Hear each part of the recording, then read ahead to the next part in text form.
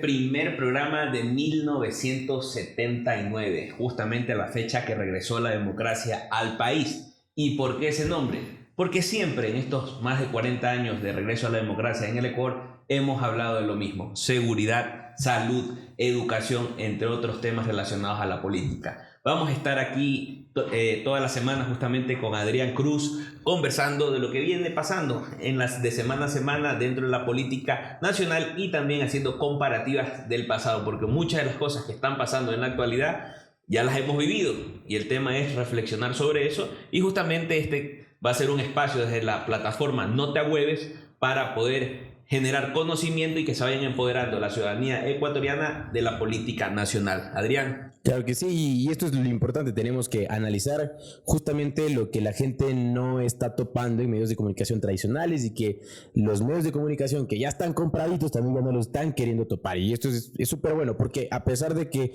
ya vemos las noticias todo el tiempo, hay muchas cosas que no nos estamos dando cuenta que ya pasaron justamente en la razón de este programa en el pasado y que seguimos enfrascados y que parece que no estamos evolucionando. Es mejor darle una nueva perspectiva. Bueno, en este primer programa nos acompaña una taza con té de hierba luisa y tenemos un vaso de avena Quaker para comenzar la conversación. Adrián, ¿qué te ha parecido esta última contienda electoral del domingo pasado? La contienda del domingo pasado me dejó primero sin voz. Ahí me sirve hierba luisa. Ok. Me sirve hierba luisa para recuperar la voz, algo calientito, porque pasé yo transmitiendo en vivo 5 horas desde el momento que se cerró el tema de las elecciones ya en los colegios, en los recintos, hasta 5 horas después recién ya había una marcada tendencia, que estábamos pasando el 60% y ya sabíamos que Otto había sido uno de los más golpeados, que Luis y Noboa eran los que sorpresivamente iban a pelear por la presidencia de la República. Yo creo que todo el país, y creo que todos nosotros, aunque tal vez no todos se lo esperaban, yo creo que al final del día esto va a ser bastante importante y lo que se viene es interesante. En ese sentido, muchos hemos visto comentarios en redes sociales, en los diferentes medios de comunicación tradicionales, como que Daniel Noboa fue la sorpresa. ¿Tú consideras que fue un trabajo que buscaba justamente ese resultado o fue por medio de la coyuntura, de los temas que han estado pasando en las últimas semanas dentro relacionado a lo político? Mira, yo creo que lo de Daniel Noboa a mí me sorprendió, primero porque me leí su plan de gobierno, pues. Ya. Y su plan de gobierno no es tan atractivo, es muy general, hay cosas que en su discurso no se repetían en su plan de gobierno. Y me sorprendió porque yo pensaba y yo consideraba que la gente iba a tratar de buscar propuestas mucho más sólidas en el debate, y el debate fue lo único que la gente usó como insumo para votar por él, ya sea porque les pareció guapo, porque les pareció tranquilo, porque les recordó a Alvarito Noboa o un sinnúmero de cosas. A mí sí me sorprendió porque yo sí creía que los dos que tenían más opción de llegar no era Daniel Noboa contra Luisa, sino tal vez Otto contra Luisa o Jan Topic contra Luisa. Yo creo que al final del día Daniel Noboa logró robarse voto joven de Topic y voto viejo, por así decirlo, en temas de etarios, de Otto, que era el que más consolidaba voto de derecha un poco más maduro. Ok, pero bueno, justamente ya con este resultado, y obviamente más adelante, en las próximas semanas, vamos a estar haciendo un análisis íntegro de cada plan de gobierno, tanto como el de Luisa González como el de Daniel Noboa, justamente para despejar esas dudas, porque a veces los candidatos te dicen una cosa en cámaras, pero lo que está escrito ya está escrito, y esa es la verdadera hoja de ruta que deben tener todos los candidatos, y eso es lo que deberían estar haciendo en su gobierno en caso del que sea ganador el uno o el otro. Pero bueno, continuando con esto, la evolución del voto. Tuviste la dinámica y hablaste del tema de que quien tenía más posibilidades de pasar a segunda vuelta. Ya sabíamos que Luisa era una de las candidatas que iba a estar en segunda vuelta en caso de que hubiera existido, como ya se dio. Pero esa migración de votos da mucha tela que cortar. O sea, porque se dio fue en una brecha de tiempo bastante corta y fue muy veloz y muy voraz. En ese sentido, eso llama la atención porque se transformó en el outsider de esta contienda electoral del 2023. Pero a mí se me hace algo raro porque, a ver, hace 3 años, y hace 3 años 2020, porque quiero decir antes de la campaña de 2021, nadie creía que las redes sociales te ponían un presidente o un candidato a la presidencia. Pero yo creo que esta es la primera vez que vemos que, a pesar de que no haya sido una gran campaña territorial la de Daniel Noboa, la campaña en medios de comunicación después del debate, esa única semana en donde él se viralizó por primera vez, fue el momento en donde jóvenes empezaron a crear tendencias con Daniel Noboa. El día de las votaciones la gente decía vamos a votar por Daniel Noboa y se hacía tendencia en redes sociales. Pero mira, en el tema de territorio de Daniel Noboa, sí te puedo decir que él sí hizo trabajo y estratégico y focalizado. Pero por ejemplo, yo revisaba las redes de Daniel Noboa ya cuando ya pasó a segunda vuelta, y yo revisaba los eventos de Daniel Noboa eran pequeños, con concentración de gente de menor cantidad que el de Otto, que el de Topic y obviamente que el de Luisa. Y él al final del día terminó captando en muchos lugares el voto que parecía que era de Otto y de Topic. Pero es que también hay que hay que decir la realidad. A veces cuando uno ve grandes concentraciones de personas, eso es porque tiene un financiamiento.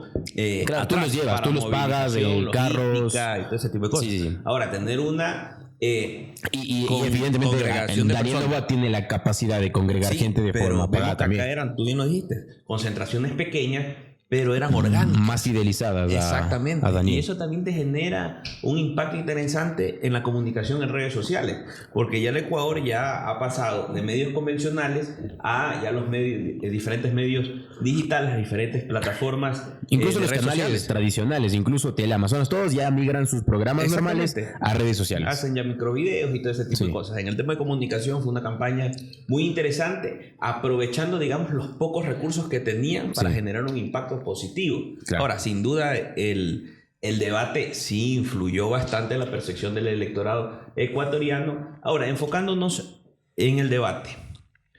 Obviamente, no me vas a salir diciendo, repítame la pregunta aquí. No, claro. Ya. ¿Cómo viste el desenvolvimiento de estos dos candidatos? Luisa y Daniel. ¿Del debate o de las...? Del debate, en el debate. Luisa yo creo que se opacó allá misma, porque ella misma empezó ofuscada, empezó peleándose con los moderadores, diciendo que le están robando de 40 a 38 segundos, no dio muchas claras ideas, ya por ahí la posta ves que fuerza el argumento para justificar las propuestas de todo, para tener contenido, pero al final del día, cuando yo me senté en mi casa a revisar todo lo que decía Luisa y luego lo que decía Daniel, ninguno nos daban propuestas concretas que tú puedas decir, wow, esto es claro y yo sé lo que va a hacer, sé para dónde va el gobierno de ambos candidatos. Ya, y justamente, ¿no crees que esa era la estrategia de Luisa, posicionar eso? Confundir. No confundir, sino, o sea, es lo que decía Rafael Correa. Dura. Sí, en el debate, o sea, de confrontar y ese tipo de cosas. Yo he visto ese análisis un par de veces, pero también he visto que hay más cantidad de análisis que dicen que más bien se portó infantil, riéndose en ciertos momentos, que le exigían seriedad, molestándose por nimiedades de 1 o 2 segundos, donde en la vida real no necesitas. Pero también esas pueden ser estrategias justamente para quedarse más tiempo hablando. No solo eso, sino también para generar que el opositor o la persona que está hablando, que haya sido parte del debate, utilizando un cierto sarcasmo justamente para tratar de descomponer al resto de los contrincantes, sacarlos de su zona de confort.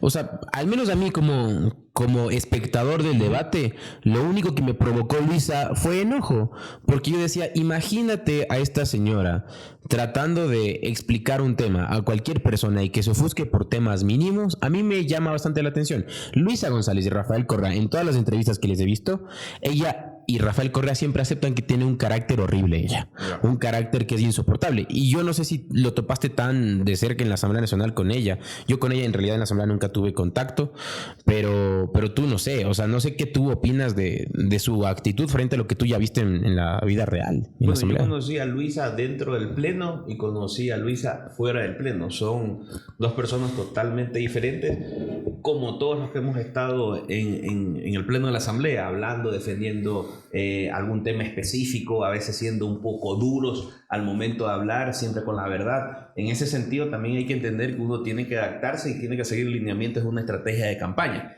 Ahora, Luisa en campaña, ¿tú cómo la vistes? Porque ellos hicieron, desde mi punto de vista, un trabajo en territorio fenomenal. Sí, o sea, por todo lo que tiene. Luisa se mimetizaba con el territorio al que iba. Uh-huh. Si se iba a la sierra, se ponía su ponchito, se ponía a dar su discurso más aterrizado a la gente del sector. Yo creo que ella es la que mejor aterrizó el mensaje en función al territorio al que iba. O sea, ¿y eso sabes por qué se puede dar? Porque el correísmo tiene bases estructuradas, sólidas en cada territorio. Eso te permite hablar con ellos antes y decir, ¿sabes qué? Esto está mal en mi territorio, menciónalo, defiéndenos, porque eso es lo que la gente quiere. Eso es algo que no tuvo ningún candidato. Y eso sí es importante mencionar. Ya, ahora, ya pasamos a una segunda vuelta. Tenemos al té de hierba Luisa y a la avena Quaker en segunda vuelta. ¿Cuáles son los retos que van a tener ellos? A Daniel Noboa le va a tocar asumir dos luchas. Porque Otto no persigue ninguna lucha, hay que ser sinceros. Otto no era un candidato que te representaba algo. Ya Noboa incluso te representaba un tema económico familiar de Alvarito Noboa. Había algún rezago de alguna lucha. Era un empresario que tenía ya algún bagaje por el tema de su familia. Topic te representaba el tema de la seguridad. Y Fernando Villavicencio, que al final terminó siendo Cristian Zurita, representaban el tema de la lucha contra la corrupción y la lucha contra el anticorreísmo. Entonces, el primer reto que tiene Daniel Noboa es captar esos dos públicos, el de la seguridad que tenía tan fuerte Jan Topic y el de la lucha contra la corrupción de Fernando y Cristian Zurita. Y así es que él logra, esos son los dos primeros de él. Y ya se le están consolidando un poco porque ya hemos ha dicho visto pronunciamientos diferentes a que le quiere dar el apoyo. Cristian, en cambio, Cristian dijo que no le va a dar el apoyo a ninguno porque ellos quieren esperar a que le demuestren, y eso fue el comunicado de hoy o de ayer, que quieren que se les demuestre que Daniel Noboa es el indicado. Ya, porque también ya esa organización política sacó un comunicado y entiendo que Daniel también había sacado un comunicado prácticamente respondiendo eso ahí, que lo de Fernando Villavicencio no va a quedar en la impunidad. Y eso va con el tema de la comisión que se quiere sacar multipartidista en la asamblea. Ahora, en el tema de Luisa, ¿cómo la ves a Luisa para ya esta segunda vuelta? Luisa tiene un reto que, como estábamos hablando hace un rato, y yo no concuerdo al 100%. Luisa tiene que conseguir el voto que consiguieron sus compañeros de la Asamblea Nacional y capitalizarlo ella. Ese es el primer reto. Porque aunque tal vez tú no estés tan de acuerdo conmigo y algunas personas tal vez estarán de acuerdo o no, el voto más fuerte que tuvo el correísmo estuvo en la votación de asambleístas nacionales, ya casi 40%. Ya con ese 40%, si es que hubiera tenido la misma proporción del voto Luisa, la brecha era más corta. Y Luisa seguramente hubiera tenido chances hasta incluso de ganar en primera vuelta. Ya, porque con 40%, con una diferencia de 10% con el segundo, tú entras en primera vuelta. Y ella se quedó rezagada frente al voto de sus compañeros de la Asamblea Nacional. Entonces, primero ella tendría que capitalizar ese voto, que es gente correísta que no está convencida por Luisa. ¿Qué sería como un voto blando que tendrían ellos dentro de sus estructuras, de sus bases? Algo que me queda claro a mí, el correísmo tiene el voto duro del 33%, que es lo que sacó Luisa. Porque se ha repetido. Ajá, pero tiene un voto blando, que es igual correísta, que es ese 7-6% que sacaron los otros asambleístas del correísmo. Ella tiene que conseguir ese porcentaje para llegar al 40% primero.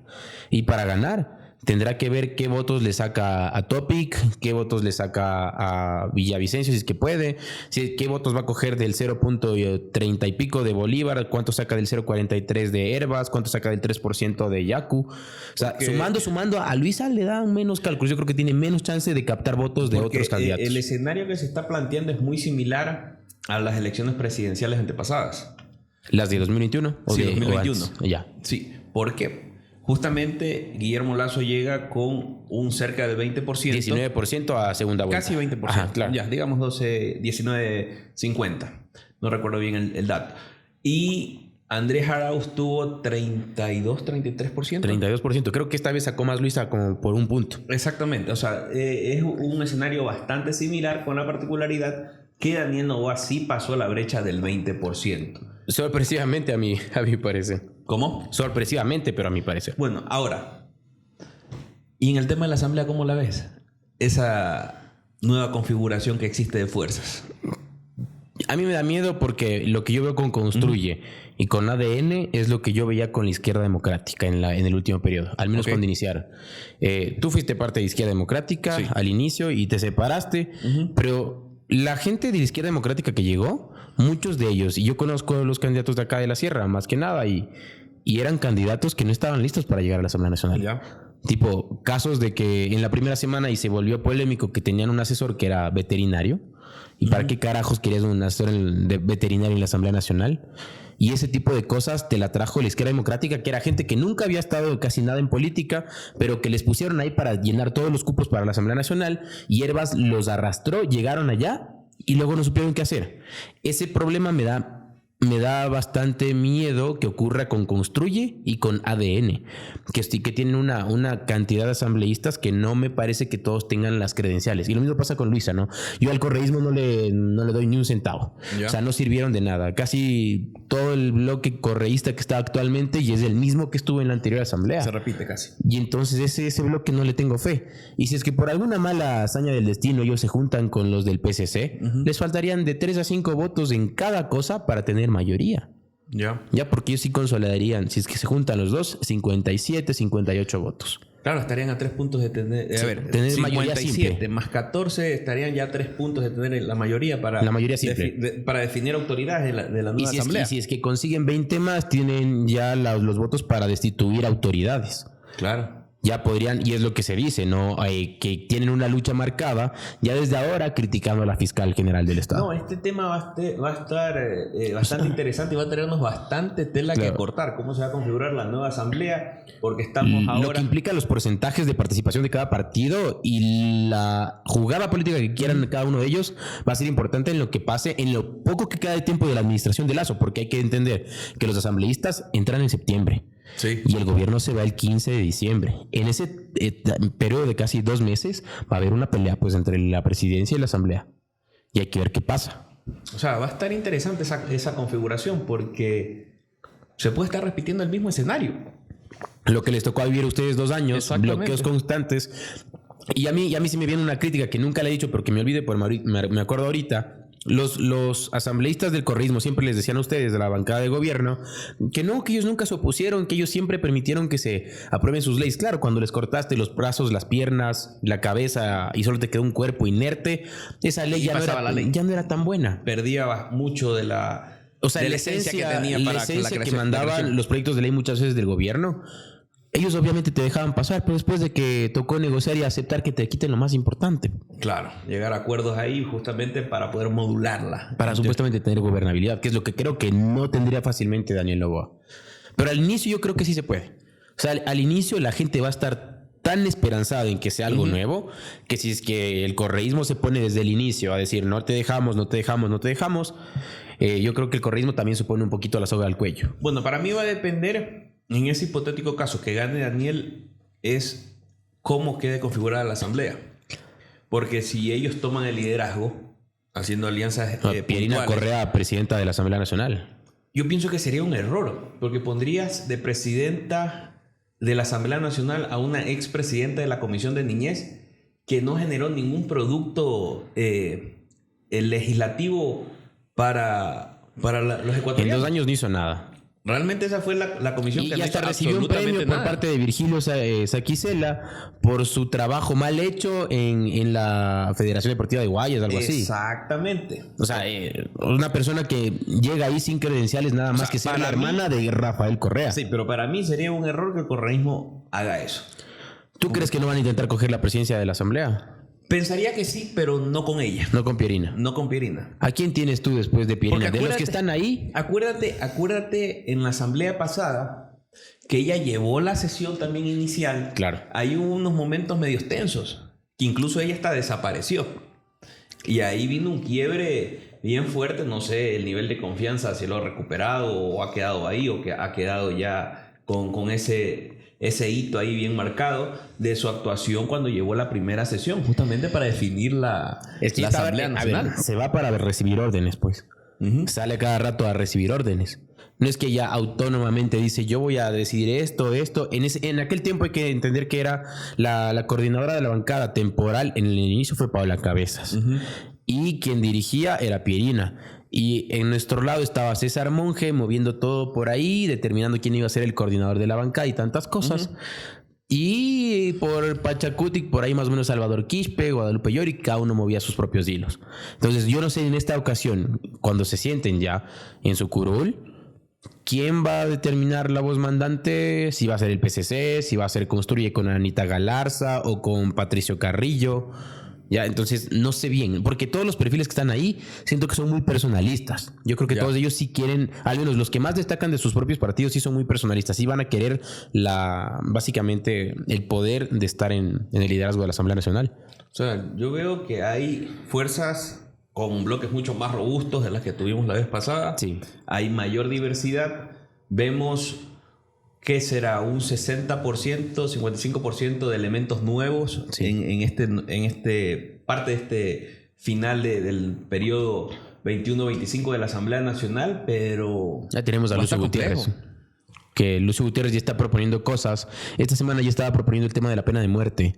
¿Aquí en Ecuador? Sí, claro, no es legal. O sea, es que aunque reformes no te va a permitir la Corte. O sea, es que no podemos. Nosotros incluso estamos ratificando un montón de cosas y ahí va. Ni siquiera se posesionan. Y yo he escuchado declaraciones en redes sociales, en medios de comunicación, de candidatos de asamblea, bueno, ya ahorita asambleístas, todavía no posesionados, pero ya electos, que están diciendo cosas que ya van en detrimento de lo que en realidad van a poder hacer. Entonces a mí me preocupa. O sea, porque la brecha de tiempo que van a estar en este periodo legislativo es bien corta. Un año, bueno, ellos van a tener 1 año 8 meses, en Claro. realidad. Pero en 1 año 8 meses, con las justas, van a pasar poquitos proyectos de ley. Y aparte los que tienes que tratar, que están ahí, unos en el congelador, otros quedaron ya en las diferentes comisiones. Tienes por ahí, creo que me parece que tienes hasta 2 vetos por ahí. Entonces, ¿y qué pasaría si es que, no sé, no entienden la dinámica? El que termina siendo presidente de la asamblea no entiende los tiempos y los plazos y la pela en la presidencia y luego van a volver a pelearse por el poder. Tienes un juicio político al presidente de la República. Hay muchos temas pendientes dentro de la Asamblea. Bueno, claro, está pendiente el tiempo del juicio político, son días. Es más, llegan a la asamblea, todos los 137 asambleístas que están ahí van a tener que determinar en esos pocos días, que creo que le quedaban 1 semana a Guillermo Lasso para que termine de darse el tiempo de los plazos del juicio político.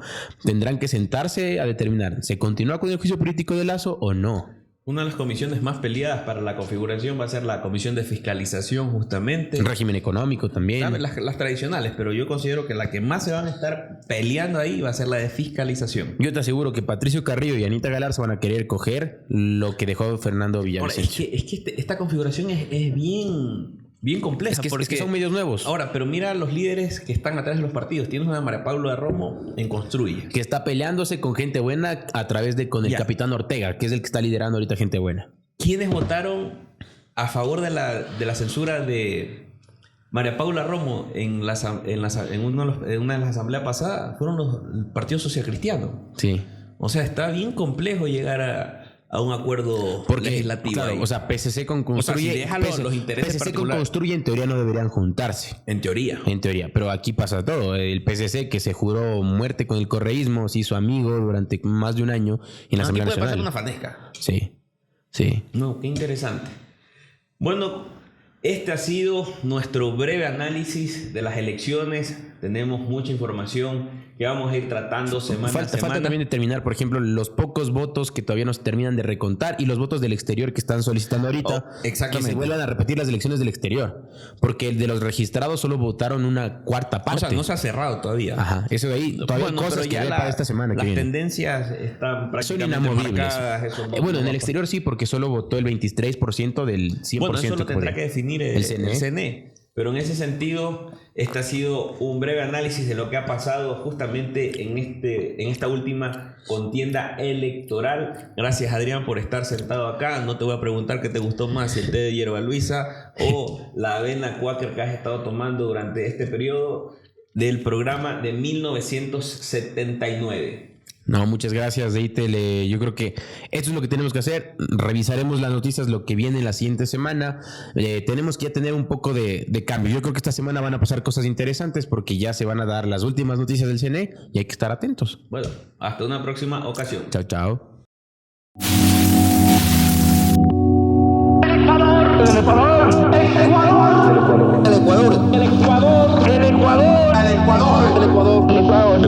Président de la République d'Équateur. El Ecuador.